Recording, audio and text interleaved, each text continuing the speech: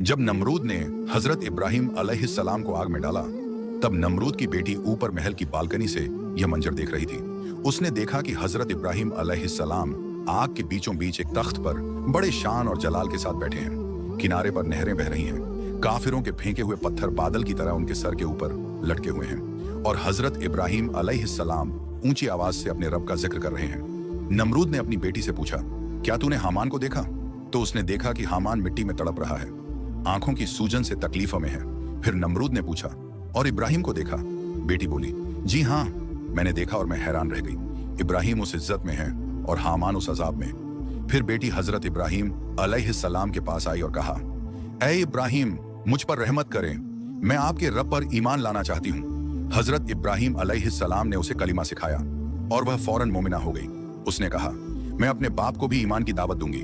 वह नमरूद के पास गई और कहा, मैं इब्राहिम के दीन पर हूँ, उनका रब सच्चा है और तुम्हारा खुदा झूठा है।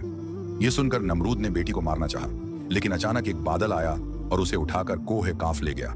इस तरह नमरूद की बेटी हमेशा के लिए अल्लाह की इबादत में मशगूल हो गई और इस वाक़े को देखकर जिसके नसीब में हिदायत थी, वह फौरन इब्राहिम अलैहिस्सलाम के रब पर ईमान ले आया।